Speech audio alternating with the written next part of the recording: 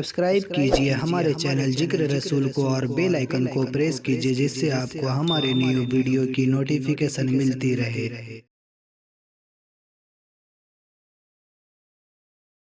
انہیں پتہ ہی نہ رہا کہ ہماری زندگی کا مقصد کیا ہے، مقصود حیات کیا ہے۔ جو لوگ اللہ کو بھول گئے، اللہ فرماتا ہے اللہ نے انہیں ان سے غافل کر دیا۔ اللہ جب کسی سے ناراض ہوتا ہے تو ہدایت چھین لیتا ہے۔ اسی لیے ہمیں ہر روز ہر نماز کی ہر رکعت میں ہدایت مانگنی ہوتی ہے۔ اہدنا الصراط المستقیم، ہر روز مانگتے ہیں، ہر نماز میں مانگتے ہیں، ہر رکعت میں مانگتے ہیں، اللہ ہمیں ہدایت پہ گامزن رکھنا۔ اللہ جب کسی سے ناراض ہوتا ہے تو ہدایت کے دیے بجھ جاتے ہیں، چراغ ہدایت بجھا دیے جاتے ہیں، اندھیروں میں بھٹکنے لگتا ہے، شیطان اس کو دھوکے میں مبتلا کر دیتا ہے، اسی زندگی کو مقصود زندگی سمجھ لیتا ہے، اس شراب کو آب حیات سمجھ لیتا ہے، اور ساری زندگی بھٹکتے بھٹکتے ایک دن اچانک جب سامنے موت آتی ہے تو پھر آنکھیں کھلتی ہیں، لیکن پھر پچھتانے کا کیا فائدہ۔ تو کہا جو لوگ اللہ سے غافل ہو جاتے ہیں اللہ جل شانہ انہیں ان کی ذاتوں سے بے خبر کر دیتا ہے، وہ خود آشنا بھی نہیں رہتے۔ جو خدا فراموش ہوتے ہیں وہ خود فراموش ہو جاتے ہیں۔ اور مجھے بتاؤ جو خود فراموش ہو جائے اس کے پلے بچا کیا؟ اقبال نے کہا تھا نا، اپنے من میں ڈوب کر پا جا سراغ زندگی، تو میرا نہیں بنتا تو نہ بن، اپنا تو بن۔ اور جو اپنا بھی نہ ہو، جس کو یہ بھی نہ پتا ہو کہ میں ہوں کون، میں کہاں ہوں، میرا مقصد زندگی کیا ہے، مقصد حیات کیا ہے، کھانا پینا اور لذتوں کا حصول، یہ تو چوپائے بھی کرتے ہیں۔ تو اشرف المخلوقات کاہے کا ہے؟ یہ زندگی تو ان کی بھی ہے کہ وہ اچھا کھاتے ہیں، تم تو ایک پاؤ بھر گوشت کھا لیتے ہو، اور شیر روز ایک ہرن جو ہے وہ چاٹ جاتا ہے، وہ تیرے سے زیادہ کھاتا ہے، تیرے سے زیادہ طاقتور ہے۔ ہاتھی کا جسم تیرے سے کہیں بڑا ہے، پرندے ہواؤں میں اڑتے ہیں، مچھلی پانی کی تہوں میں اتر جاتی ہیں، عقاب کی نظروں اور بلندی پرواز کی دیکھنے والی ہوتی ہے،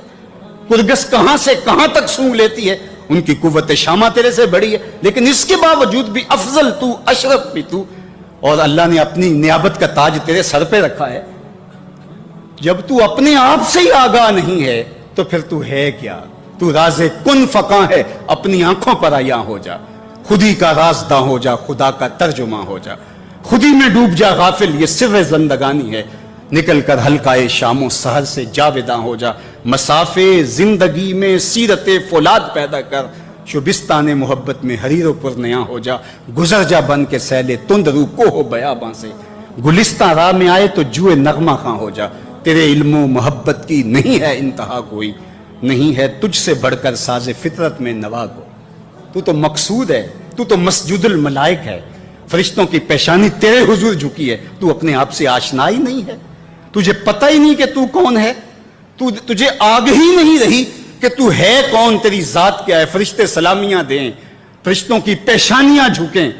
تو دیکھ تو کھڑا کہاں ہے، کانپتا ہے دل تیرا اندیشہ طوفان سے کیا، ناخدا تو، بحر تو، کشتی بھی تو، ساحل بھی تو، دیکھ آ کر کوچائے چاکے گریباں میں کبھی،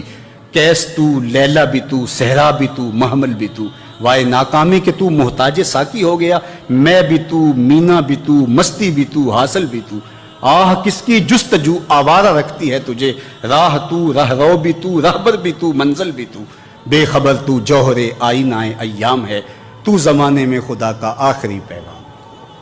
تو سمجھے نہیں کہ تو خدا کو بھول کے سمجھا کہ میری زندگی آزاد ہو گئی، اب میں جو چاہوں کروں، میں خدا کا بھی انکار کر دیا، بلا دیا اس کو۔ کہا جب خدا کو تو بھولا تو خود کو بھول گیا، زندگی کے مقصد کو تو نے فراموش کر دیا، اب بھٹکتا ہے ارض فلات میں، جنگل میں پڑے ہوئے خشک پتے کی طرح، جس کو ہوائیں کبھی ادھر اڑا دیتی ہیں کبھی ادھر اڑا دیتی ہیں، مقصد حیات کا علم نہیں ہے، تو کون ہے، کہاں ہے، تیرا مقصد زندگی کیا ہے، خدا کو بھولنے کا یہ نتیجہ ہے جو تجھے بھگتنا پڑ رہا ہے۔ خدا آشنا ہو جا، خود آشنا ہو جائے گا، تجھے ذات سے آگہی ہو جائے گی، من کا شعور مل جائے گا، تجھے پتا چلے گا کہ میں کون ہوں، میری زندگی کا مقصد اور مقصود کیا ہے۔ تو اگر تو ایسا نہیں کرے گا تو اللہ تجھے تیرے سے بے خبر کر، تیری ٹانگیں نہیں توڑ دی جائیں گی، تیرا رزق نہیں چھین لیا جائے گا، تیری آنکھوں سے روشنی نہیں اچکی جائے گی، تیرے کانوں کی سماعت نہیں کھینچ لی جائے گی، یہ سب کچھ ہوگا لیکن مقصد زندگی نہیں ہوگا۔ بندہ سمجھتا ہے میں نے انکار کیا تو کیا ہو گیا، میاں اللہ نے تجھ سے ہدایت لے لی۔ کسی زمانے میں ایک شخص نے عیسائیت قبول کر لی اسلام چھوڑ کے، تو کچھ لوگ اس کو سمجھانے کے لیے علاقے بھر کے علماء جمع ہو کے گئے کہ یہ عجیب ماجرا ہے، تم نے اسلام چھوڑ دیا۔ اس نے کہا ایک دن سخت سردی تھی اور میں نماز پڑھنے لگا تو بے وضو ہی پڑھ لی، اور بڑا ڈرا کہ یہ بہت زیادتی کی میں نے، تو لیکن مجھے ڈر لگ رہا تھا نماز کی حالت میں کہ کہیں اللہ کا قہر نازل نہ ہو جائے، لیکن کچھ بھی نہ ہوا۔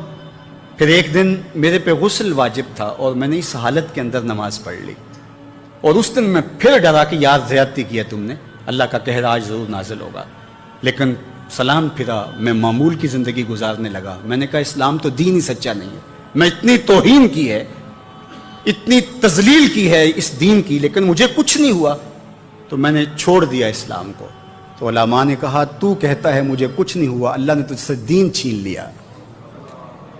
تجھ سے دین چھین لیا، تیرے پلے رہا کیا؟ فَأَنْسَاهُمْ أَنفُسَهُمْ أُولَٰئِكَ هُمُ الْفَاسِقُونَ، کہا یہ بے حکم ہیں، نافرمان ہیں، جو اللہ کو بھلا دیں، اللہ کو فراموش کر دیں، یہ فاسق لوگ ہیں۔ لا يستوی اصحاب النار واصحاب الجنہ، اہل جنت اور اہل دوزخ برابر نہیں ہو سکتے۔ ایسا نہیں ہوگا کہ ایک ساری زندگی بدکاریوں میں گزارے اور ایک نیکوکار اللہ کی رضا کی سائے میں زندگی بسر کرے اور قیامت کے دن ایک جگہ کھڑے کر دیے جائیں، ایسے نہیں ہوگا۔ افنجعل المسلمین کالمجرمین، اللہ فرماتا ہے ہم ماننے والوں کو اور مجرموں کو کیا ایک جیسا کریں گے؟ ایسا نہیں ہوگا۔ اللہ تعالیٰ جل شانہ انصاف بھی کرے گا۔ ہاں، جس کو 33% نمبر دے کے پاس کیا جاتا ہے اس کی پوزیشن نہیں ہوتی، اس کو پاس ضرور کر دیا جاتا ہے، چلو اس کو سٹار لگا کے پاس کر دو، پوزیشن انہی کی ہوتی ہے جنہوں نے محنت کی ہوتی ہے، رت جگہ کاٹے ہوتے ہیں۔ تو کہا مجرم اور ماننے والے برابر نہیں ہوں گے، تو فرمایا کہ وہ بے حکمے ہیں جو اللہ کے حکموں کو توڑتے ہیں، اس کے احکام کی جو ہے وہ توہین کرتے ہیں۔ تو جنت والے اور دوزخ والے برابر نہیں ہو سکتے، جنت والے جنت کے مزے لیں گے اور جہنم والے جہنم کی جلستی آگ میں ایک ذلت کی زندگی کاٹیں گے، موت بھی نہیں ہوگی وہاں۔ اللہ تعالیٰ جل شانہ قیامت کے میدان میں موت کو مینڈے کی شکل میں ظاہر کرے گا۔ کہتے ہیں جنت میں جا کے جنتیوں کے سینے میں ایک ہی خدشہ ہوگا، کھٹکا ہوگا، کہیں موت نہ آ جائے اور یہ نعمتیں چھن نہ جائیں۔ اور جو ویڈیو اچھی لگے تو ہمارے ویڈیو کو لائک کریں اور ہمارے چینل کو سبسکرائب کریں۔